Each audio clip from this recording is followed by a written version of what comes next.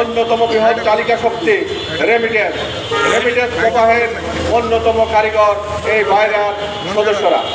বাইরার সদস্যদের গ্রাম এবং রক্তের বিনিময়ে সারা বাংলাদেশের প্রত্যন্ত অঞ্চল থেকে প্রান্তিক জনগোষ্ঠীকে আমরা বিদেশে কর্মসংস্থানের ব্যবস্থা করি এবং এই কর্মসংস্থানের মাধ্যমে তারা এই দেশের অর্থনীতির চাকাকে সচল করে। কিন্তু অত্যন্ত দুর্ভাগ্যের বিষয়, দ্বিতীয়বারের মতো আমাদের এই আসন্ন বাইরে নির্বাচন পথপণ হয়েছে। আমরা আপনাদের মাধ্যমে এবং প্রবাসী কল্যাণ মন্ত্রণালয় এবং বাণিজ্য মন্ত্রণালয়ের সংশ্লিষ্ট উপদেষ্টা সচিব মহোদয়কে অবহিত করতে চাই, এবারের নির্বাচন বাইরের সদস্যদের জন্য ছিল অত্যন্ত প্রয়োজনীয়, এদেশের অর্থনীতির জন্য ছিল অত্যন্ত প্রয়োজনীয়। কারণ দীর্ঘদিন বাইরেতে নেতৃত্ব না থাকার কারণে আমরা শ্রমবাজারের যে রক্ত প্রবাহ ছিল, আমাদের চলমান শ্রম বাজারগুলি একের পর এক বন্ধ হয়ে যাচ্ছিল। এই শ্রম বাজারকে উন্মুক্ত করার জন্য সুনির্দিষ্টভাবে কোনো পদক্ষেপ নিতে পারছি না।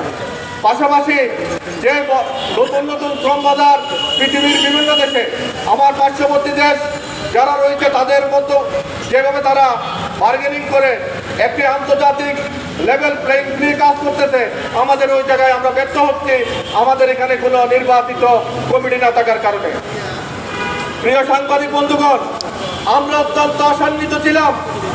আমরা আশা করেছিলাম এইবার বাইরের সর্বস্তরের সদস্যবৃন্দ এবং সর্বস্তরের বাইরের নেতৃবৃন্দ ঐক্যমত পোষণ করেছে একটি সুষ্ঠু, অবাধ, নিরপেক্ষ নির্বাচনের জন্য।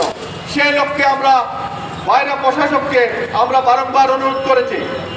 আপনারা অবগত আছেন 29 জানুয়ারি 2025 এই বাইরা প্রশাসককে নিয়োগ দেওয়া হয় বাণিজ্য মন্ত্রণালয়ের অধীনে। বাণিজ্য মন্ত্রণালয় অন্যান্য অ্যাসোসিয়েশন সহ বাইরাতে যতবারে প্রয়োজন প্রশাসক এসেছে বাণিজ্য মন্ত্রণালয়ের কোনো কর্মকর্তাকে নিয়োগ করেছে, কিন্তু এবার সম্পূর্ণ ব্যত্যয় হয়েছে। কার ইশারায়, কিসের স্বার্থে আমাদের অথরিটি অধিদপ্তর পূর্ব ম্যানওয়ারের এডিজিকে এখানে প্রশাসক হিসেবে নিয়োগ দেওয়া হয়েছে। শুরুতে আমরা বিব্রত ছিলাম, তিনি আমাদের অথরিটির একজন অফিসার, তিনাকে দিয়ে একটি সুষ্ঠু অবাধ নিরপেক্ষ নির্বাচন আমরা করতে পারবো কিনা, কিন্তু আমাদের আশায় দূরে বাড়ি হয়েছে। আমরা দেখেছি এই প্রশাসক আসার পর থেকে ওনার দৈনন্দিন কাজের মধ্যে অন্যতম কাজ ছিল একটি স্বাধীন নিরপেক্ষ নির্বাচনের তফসিল ঘোষণা করা।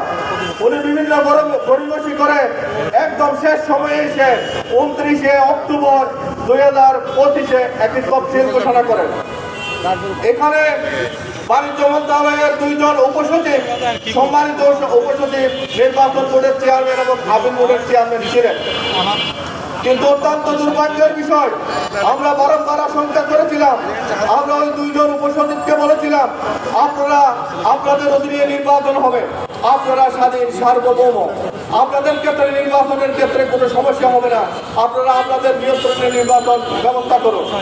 কিন্তু অত্যন্ত পরিহাসের বিষয়, আমাদের এই প্রশাসক জনাব আশরাফ হোসেন, উনি সবসময় তাদেরকে প্রবাহিত করেছেন। ওনারা সেই পর্যন্ত বলতে বাধ্য হয়েছেন ওনার নির্দেশ ছাড়া ওনারা কোনো ধরনের কাজ করতে পারছেন না। আমরা বারবার ওনাকে বলেছি, আপনি প্রভাবিত করবেন না নির্বাচন কমিশনকে, আপিল বোর্ডের চেয়ারম্যানকে। উনি তারপরেও প্রভাবিত করেছেন। উনি এই নির্বাচনকে একপক্ষিকভাবে একটি পক্ষকে উনি সম্পূর্ণ সুযোগ সুবিধা দিয়েছেন। তাদের ফোনে তাদের অনুগত হয়ে উনি কাজ করেছেন এবং উনি সবসময় আমাদের মাননীয় উপদেষ্টা, প্রবাসী কল্যাণ উপদেষ্টা ডক্টর আসিফ নজরুল স্যারের উদ্ধৃতি দিয়ে আমাদের বাইরে নির্বাচন কমিশনের চেয়ারম্যান জনাব ফিরোজ আল মামুনকে বাধ্য করেছেন ওনার অনৈতিক ইচ্ছা বাস্তবায়নের জন্য। আমরা তার ফলশ্রুতিতে দেখেছি উনি বিলম্বে শেষ সময়ে এসে একটি তফসিল ঘোষণা করেন। আমরা আরো দেখেছি উনি সম্পূর্ণ নিয়ম কানুনের, বাণিজ্য সংগঠন বিধির কোনো নিয়মের তোয়াক্কা না করে উনি সর্বশেষ 115 জন ভোটার, যিনারা প্রাথমিক ভোটার তালিকায় না থাকার পরেও তাদেরকে ভোটার করেছেন এবং ওনার নির্দেশিত হয়ে বাইরা কল্যাণ তহবিলের ইতিপূর্বে এই ধরনের ব্যত্যয় কোনোদিন হয় নাই। বাইরা কল্যাণ তহবিলের একজন সদস্যের 40-50 লক্ষ টাকা বাকি থাকার পরেও উনি তাদেরকে ভোটার তালিকায় ফাইনাল ভোটার তালিকায় তাদেরকে নিয়ে এসেছেন। এবং সাথে সাথে আমরা আরো দেখেছি এই নির্বাচন কমিশনের আন্ডারে নির্বাচন কমিশনের সম্মানিত চেয়ারম্যানের উপস্থিতিতে সকল পক্ষের সম্মিলিত উপস্থিতিতে লটারির মাধ্যমে বাইরার ব্যালট পেপার কিভাবে হবে এই ধরনের একটা সার্বজনীনভাবে স্বীকৃত সকলের উপস্থিতিতে গৃহীত একটা সিদ্ধান্তকে উনি বিদ্যাঙ্গুলি দিয়ে নিজের মন করা মতামত এক পেশের সিদ্ধান্তকে বাস্তবায়নের জন্য উনি নির্বাচন কমিশনের চেয়ারম্যানকে বাধ্য করেছেন। এবং অত্যন্ত দুর্ভাগ্যের বিষয় শুধু এখানে শেষ নয়, উনি এই নির্বাচনকে পরিকল্পিতভাবে বন্ধ করার জন্য উনি আরো অনধিক চর্চা করেছেন। ওনার দৈনন্দিন রুটিনের বাইরে উনি একজন প্রশাসক যিনি নির্বাচন করতে এসেছেন, উনি বাইরেতে কিভাবে জনবল নিয়োগ করেন সেটি আমাদের বোধগম্য নয়। উনি বাইরেতে 9 জন জনবল নিয়োগ করেছেন ইতিমধ্যে সম্পূর্ণ অগণতান্ত্রিক উপায়ে।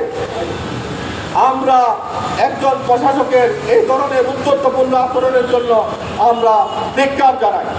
পাশাপাশি আজকের এই অত্যন্ত বাইরে সদস্যদের দুঃসময়ে আজকে বাইরেকে যেখানে আমরা আমাদের রুটির এই জায়গা আজকে দেশের অর্থনীতির এই জায়গাকে মজবুত করার জন্য যেখানে আমরা বার্গেনিং এজেন্ট হিসেবে বাইরের নেতৃত্ব নির্বাচন করব, সেখানে উনি আরো দীর্ঘ সময় কাটানোর জন্য আজকের দিনে আজকে 21 জানুয়ারিতে উনি বাণিজ্য মন্ত্রণালয়ে আবেদন করেছেন ওনার প্রশাসকের নিয়ম বৃদ্ধি করার জন্য। অত্যন্ত দুর্ভাগ্যের বিষয়, বিগত 1টি বছর উনি খেলায় সময় নষ্ট করেছেন, কিন্তু আজকে উনি দরখাস্ত দিয়েছেন আবেদন বৃদ্ধি করার জন্য। প্রিয় সাংবাদিক বন্ধুগণ, আমরা ওনার এই প্রচেষ্টাকে ধিক্কার জানাই এবং ওনার সাথে আমাদের কিছু সদস্য রয়েছে যারা অন্যায়ভাবে মহামান্য হাইকোর্টে এই ধরনের সুযোগ নিয়ে রিট করে আমাদের এই নির্বাচনকে স্থগিত করেছেন।